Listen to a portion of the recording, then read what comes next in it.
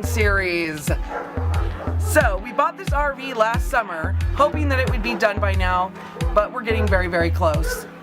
We bought this RV because we wanted something to live in on the property, so we don't have to pay money in rent. Otherwise we'd have to rent a house.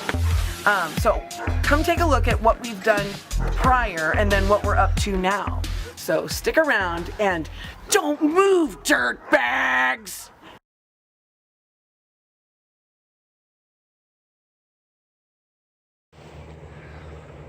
Okay, so here we are in the new camper. Well, new to us. And got a lot of work done already. Still a ton of work left to do. Removed the galley appliances and the cabinets. Got all of the flooring up, well, majority of the flooring up. And we can see that there was some extensive mold and water damage in here. So we need to clean all this up, douse it with bleach, and this wood, it's still really good. I mean, there's a couple little spots where it's probably rotted, but I think that I can dig out some of that little minor rot and fill it without having to replace the decking of the floor. This is a 97 Winnebago Sun Cruiser. The great thing about this coach is right there. Check that out. 20,000 miles on a 20-year-old coach. So the engine's fantastic. Transmission's really good. It's got a hydraulic problem, so we have to dig into that system.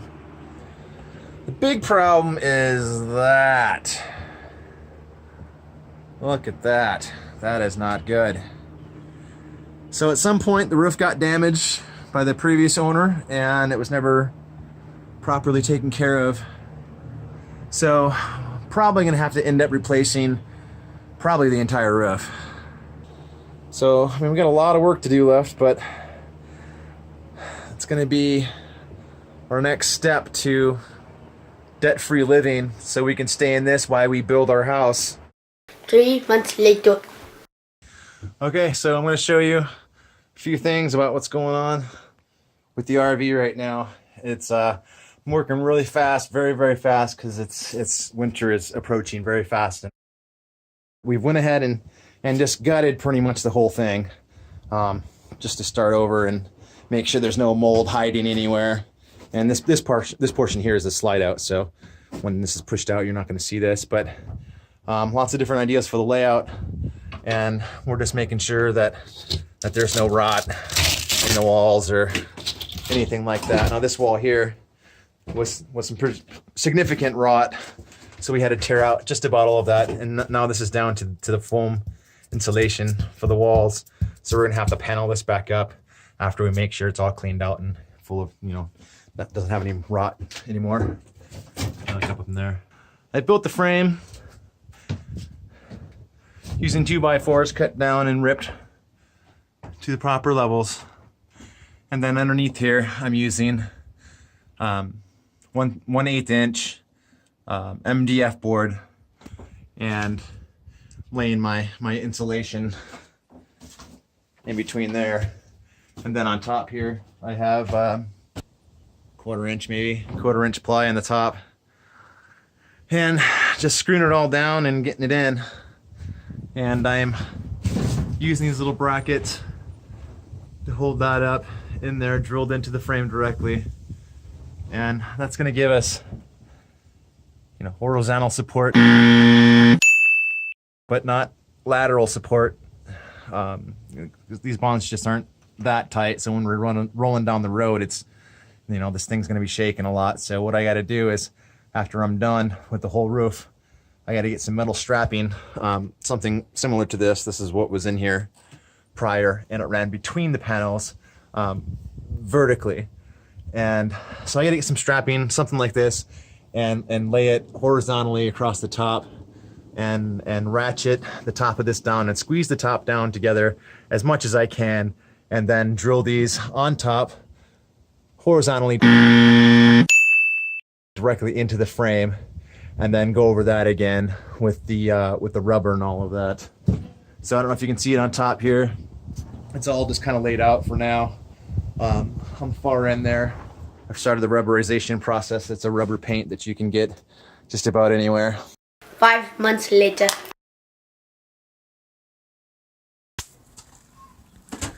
Okay, here I am back in the RV, trying to make the final push to get this baby ready to go. Got a lot of work to do yet here. Got to get all that debris out of here. Make sure there's no tools in there that might have been hiding throughout the winter. The rig's held up surprisingly well over the winter, seeing how I didn't have the roof finished. We had several tarps and some decking just laid on top of it, and that, you know, pretty much stopped all the water. I don't see any water damage in here from recent stuff. I mean, we know that there was water damage in here private. Hey! Hey! Is Troy still talking? Ain't nobody got time for that. Let's go check on G instead.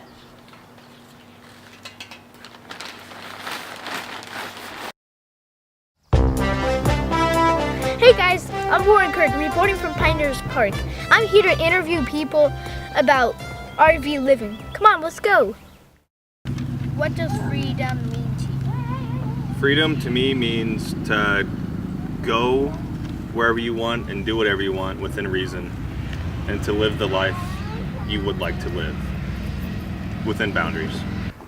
Freedom to do what I want, freedom to go where I want, freedom to raise my family how I want. That's what freedom means to me. Would you ever live in an RV? I Why would. or why not? I would, and I would because it sounds super fun, and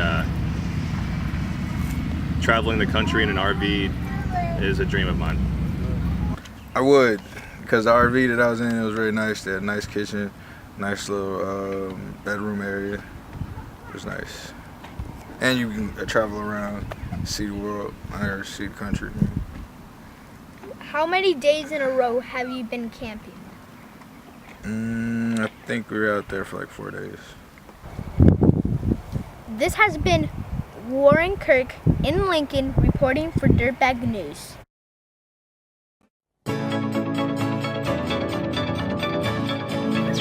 Okay, so being a dirtbag means you help out family. And we are here at Jamie's folks' house, and they need a little bit of work done.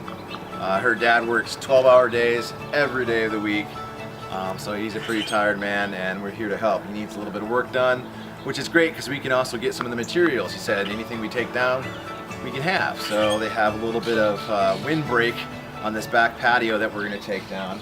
And it's got some siding on it, so we're going to go take a look at that and see what's up with that. So this vinyl siding would be pretty useful, I suppose. We don't really know exactly what we would do with it. We were thinking maybe sides for a chicken coop or something. So we're not sure if we're going to take this yet or not. But anyway, this whole wall's coming down. So let's take it down.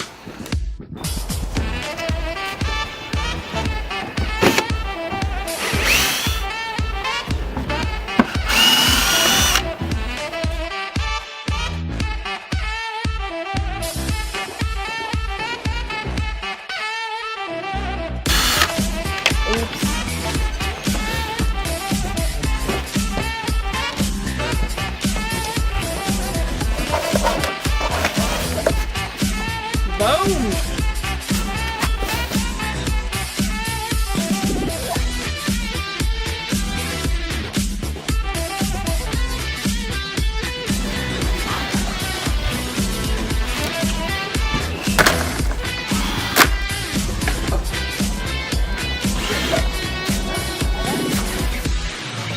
Hi, Poe. Okay, he's just a massive dog.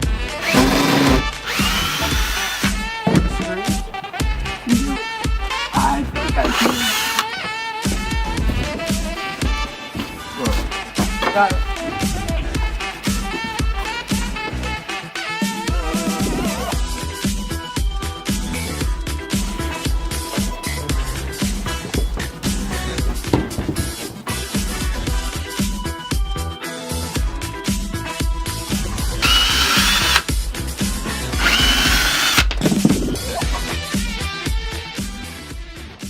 Okay, so we got all of the windbreak down. We got quite a bit of wood. There's a lot of 2x4s and there's even a couple of 2x6s over here. And then behind you we have a few sheets of 4x8 plywood. So we got all of that down. Ended up with quite a bit of screws. Get a nice little pile of really nice deck screws out of that.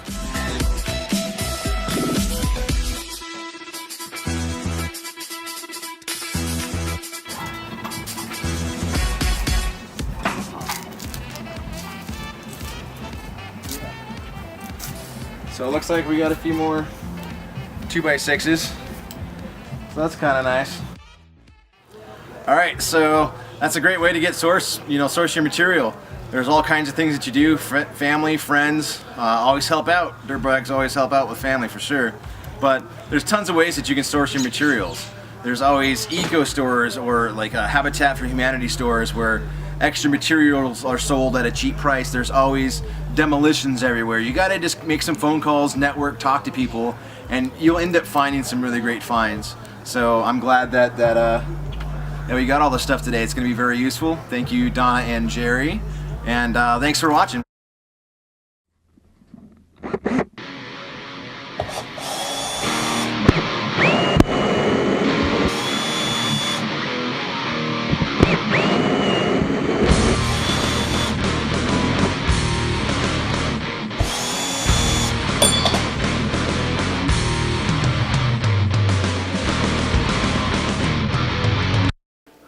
Okay, so we had so many different things that we were repairing on this RV. I was really hoping to get down to brass tacks and break down all the technical issues and really show you exactly what we did with every little thing. But we've got so much footage that I just can't go through it all right now. I just don't have the time. So we're just going to give you a quick picture of what happened and throw it to a montage.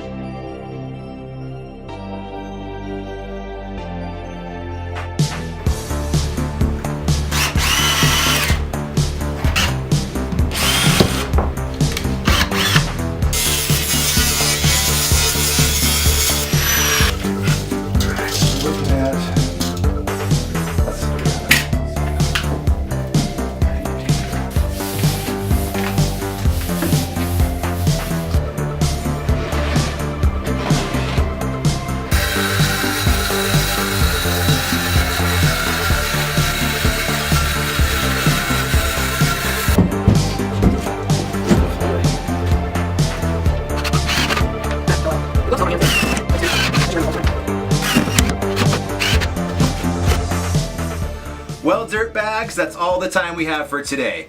But we have a lot more to show you, so stay tuned to future episodes and look for the RV rebuild segment.